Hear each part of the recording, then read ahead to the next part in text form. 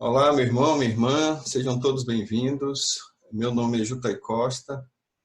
Estamos iniciando aqui e agora, né, o nosso Conversa Espírita. É uma atividade que nós já tínhamos de forma presencial em Ribeirão do Pombal, que agora nós trazemos para o YouTube. Então, sejam todos bem-vindos mais uma vez, meus irmãos, minhas irmãs.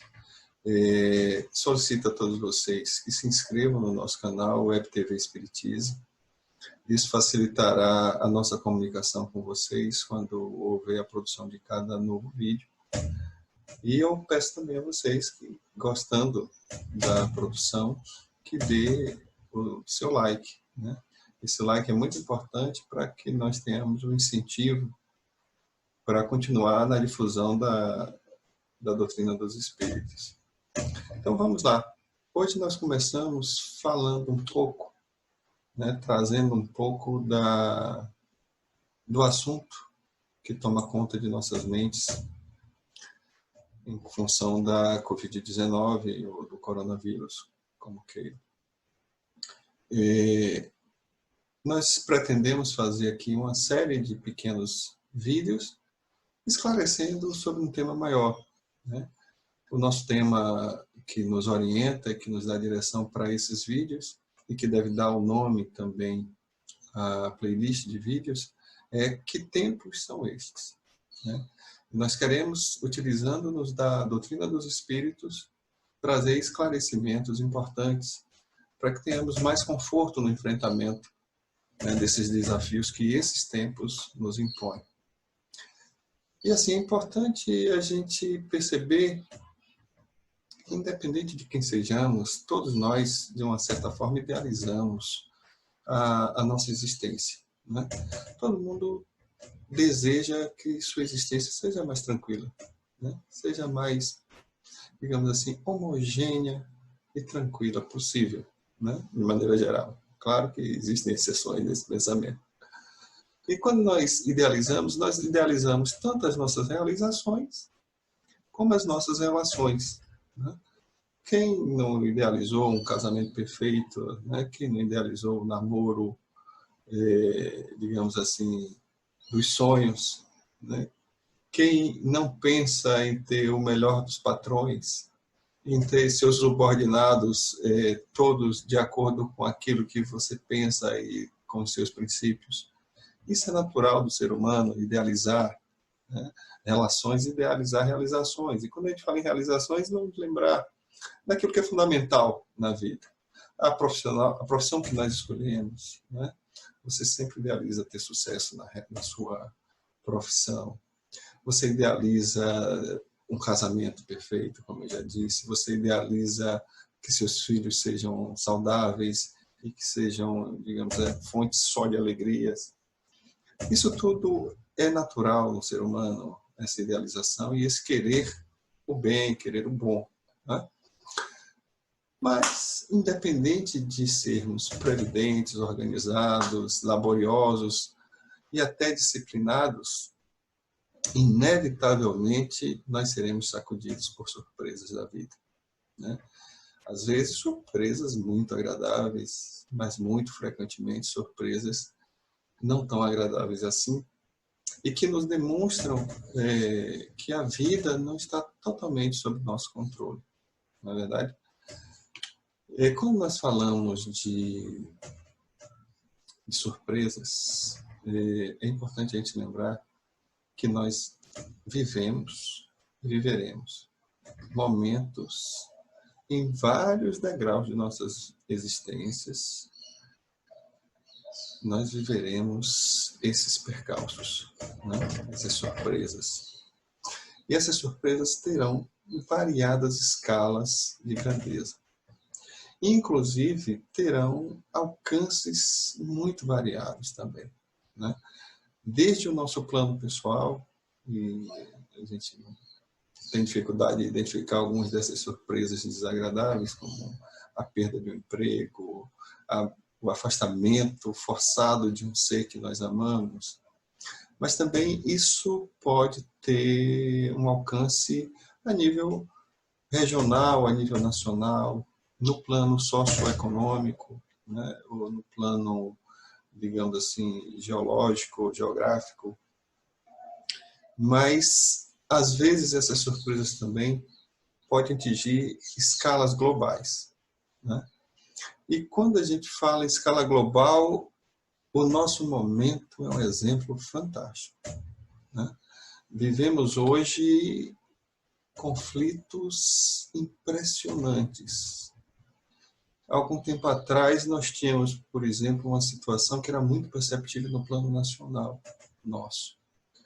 Eu me lembro que em 2014, vendo uma reportagem, eu não me lembro em que veículo, mas eu me lembro o comparativo que se fazia. Esse veículo, um veículo da mídia nacional de grande porte, ele trazia uma reportagem falando das mortes por assassinato no estado do Pará. E comparava esse número de mortes, eu estou falando do estado do Pará, não estou falando do Brasil no ano de 2014, não, né? No estado do Pará, 2.603 mortes foi o número levantado naquela reportagem. E comparava esse número com alguns conflitos que estavam em andamento naquela época. Nós tínhamos, por exemplo, um conflito na Ucrânia, cujo número de mortes se aproximou desse, foi 2.600 mortos. Mas tivemos também um recrudescimento do conflito que parece nunca acabar, né, entre Israel e Palestina, com 2.200 e poucas mortes na época. E eu me lembro que também falava do Iraque, que ainda estava, né, naquele processo de restabelecimento da ordem, né? E foram 1.400 e algumas mortes no Iraque. Então, nenhum desses conflitos de guerra declarada superava o número de mortes por assassinato no estado do Pará. E isso dava para nós uma clara impressão de que os conflitos de guerra tinham saído dos campos de guerra e invadido as nossas ruas, né? Isso só para dar o exemplo dessas questões que nos atingem a nível nacional, por exemplo, né?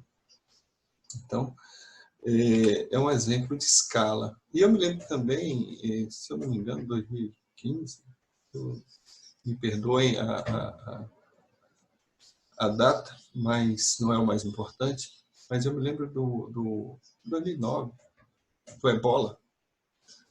A confusão é grande aqui de data, mas isso também, volto a dizer, não é o mais importante. Mas eu me lembro que o Ebola, quando atingiu alguns países da África, causou uma preocupação mundial. O controle foi feito e praticamente se restringiu a alguns países da África a questão do Ebola, né? Mas esse exemplo já foi um exemplo de uma doença muito importante e que já naquele momento forçou a união de muitas nações no combate dela, para evitar que isso se disseminasse como uma pandemia, né? O momento que nós vivemos, ele é mais grave, muito mais grave, né? Nesse momento nós passamos efetivamente por uma pandemia, né? E essa pandemia ela traz características muito específicas, né? Primeiro porque ela não atinge só pessoas e não só nações de uma maneira, digamos assim, sem muita especificidade de ação ou de uma maneira muito fortuita. Parece algo organizado. É impressionante como acontece nessa pandemia. As pessoas são atacadas, mas são atacadas de uma forma sistemática os sistemas nacionais de saúde, né? E se a gente for prestar atenção, são esses sistemas que são muito testados nesse momento em todas as nações. E aí nós temos agora a oportunidade de avaliar as escolhas de um passado recente ou de um passado um pouco mais distante, né? Quando as nações fizeram a opção sobre a questão do sistema público de saúde, alguns países se estruturaram esses sistemas para universalizar a assistência à saúde de suas populações. Outros não optaram por este caminho. E agora nós vemos a diferença muito interessante de resultado. Vejamos, por exemplo, o que acontece na Alemanha, né? O que acontece na Inglaterra, que tem um sistema que, inclusive, inspirou o nosso SUS, onde o próprio primeiro-ministro foi atendido por esse sistema e sai agradecendo ele, que tinha um discurso contrário a esse sistema, sai agradecendo ao sistema e reconhecendo, inclusive, a participação nesse sistema de imigrantes, que era outro ponto que ele atacava muito também em seu discurso político, né? Então, você veja que esses dois sistemas estão dando suporte a essas nações, mesmo com ações anteriores, diferentes, né? Mas que estão evitando a morte de um número muito maior de pessoas do que o que está acontecendo nesse país, né? E nós vemos, por exemplo, o caso dos Estados Unidos, principalmente Nova York, que não tem um sistema único de saúde, que não tem um sistema público de assistência à saúde, e veja como as coisas estão acontecendo, com uma quantidade enorme de mortes, inclusive nas residências. Muita gente está morrendo em casa porque tem medo de ir aos hospitais e deixarem para suas famílias dívidas enormes, né, em função do seu tratamento. Então, essa já é uma das grandes características e lições desse processo de pandemia, né? E isso deixa, de certa forma, também claro que o vírus não poupa a nação, não poupa a classe social, não poupa cor, etnia, crença e muito menos religião.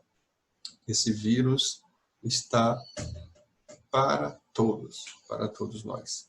O que nos força a algumas questões muito importantes, refletirmos sobre questões importantíssimas, né?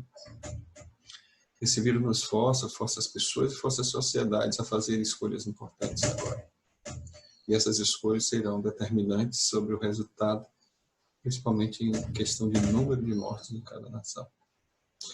E no plano pessoal, nos força a questionamentos importantes sobre os nossos valores, e é uma mudança muito forte de hábitos inclusive seculares, né? Que nós não podemos, digamos assim, esquecer.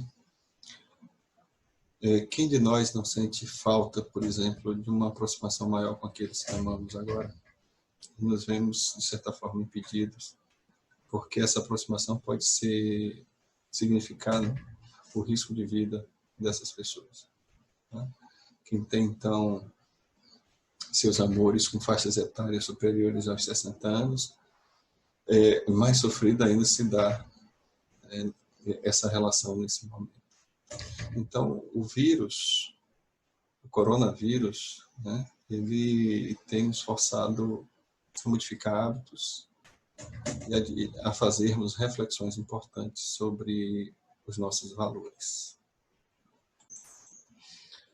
É exatamente por conta dessas reflexões necessárias, das dúvidas que esse momento nos trazem e das grandes incertezas que esse momento coloca para toda a humanidade, que eu resolvi pesquisar um pouco no seio da doutrina espírita e trazer algumas informações que nos ajudam a compreender esse momento, que nos facilita esse entendimento e que nos dão, por tabela, um conforto maior, né, no enfrentamento dessas incertezas.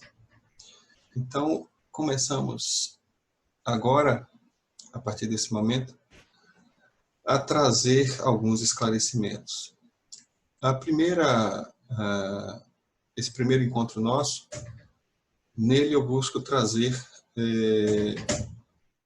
alguns conceitos importantes da doutrina dos espíritos. Sem esses conceitos, possivelmente nós teremos muita dificuldade de entender a proposta tanto do espiritismo como do próprio Evangelho do Cristo, né?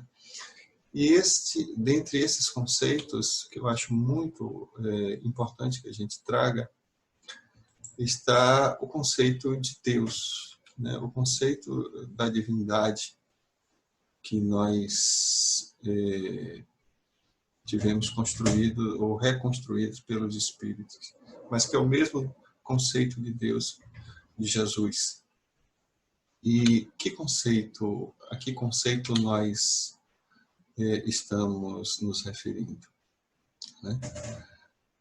É muito interessante como Kardec questiona, na questão número 1 do Livro dos Espíritos, os espíritos superiores sobre Deus. Porque ele pergunta exatamente assim: que é Deus? Né? A pergunta é curtíssima. Que é Deus? E muita gente estranha. Por que Kardec pergunta que é Deus e não quem é Deus? Mas por que Kardec pergunta que é Deus e não quem é Deus? Exatamente porque, na concepção já de Kardec, Deus não pode ser confundido com o homem, né? Deus é o substantivo. Deus não se qualifica. Deus é a própria qualidade. Deus é algo que não está na mesma dimensão do humano. Então, não devemos pensar em Deus como alguém, mas como uma entidade que suplanta completamente a humanidade, né? E qual foi a resposta dos espíritos? Os espíritos respondem da seguinte forma: Deus é a inteligência suprema do universo, causa primária de todas as coisas.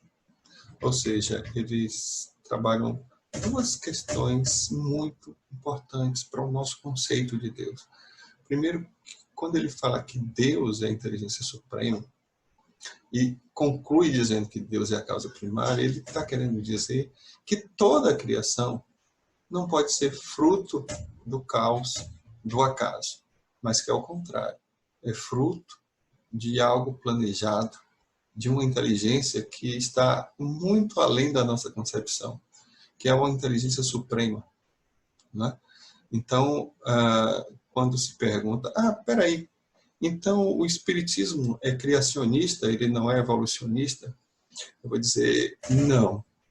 O espiritismo não é nem criacionista, nem evolucionista. Ou, poderia dizer, ele é criacionista, mas também é evolucionista. Isso nós vamos entender um pouco à frente. Mas para nós, há sim organização na criação. E essa criação é derivada de uma inteligência suprema. Uma inteligência suprema que é eterna, que é outro conceito complicado para a gente entender, né? Mas não vamos complicar nada além do necessário agora, não. O mais importante é que a gente entenda Deus como esta entidade que é a inteligência suprema do universo e que é criador de todas as coisas e de todos nós, né? É claro que esse conceito espírita não tira de Deus nenhuma das características que nós tínhamos aprendido antes, como a sua eternidade, a sua imutabilidade, a sua imaterialidade, né? Deus é único, Deus é onipotente, mas ele traz uma característica que é introduzida por Jesus e que os Espíritos vêm reforçar. E isso deve ser também o balizador de toda a nossa conversa daqui para frente. Deus não pode ser visto como um ser que não seja justo e bom. Deus é justo e Deus é bom. E como derivação disso, tudo que nos acontece, tudo que acontece no mundo e no universo, está de acordo com a justiça de Deus e com sua bondade. E está também de acordo com as suas leis, que são infalíveis e que são eternas e autoaplicáveis. Então, dessa introdução, né, introdução inicial, um pouco de redundância, mas dessa introdução nossa, é importante que fique isso bem claro para nós. Deus é extremamente bom e justo.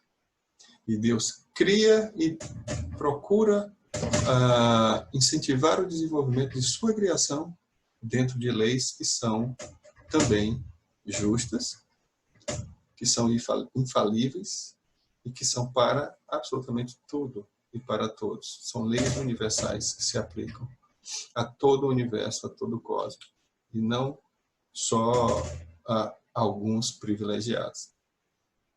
Daí então, nós temos um outro aspecto sobre a divindade que nós precisamos lembrar, né? Não cabe mais a nós, aos espíritas principalmente, né, considerar Deus com aquelas características do Antigo Testamento, de um Deus tribal, de um Deus dos exércitos, de um Deus de determinada religião ou de um determinado grupo, de um Deus que privilegia alguns em detrimento de outros, né? Deus é universal. Deus é o Criador de todas as coisas e de todos nós. Então, Deus é o nosso Pai. E um Pai justo e bom não trabalha com a ideia de privilégio, muito menos com a ideia de perseguição ou de vingança.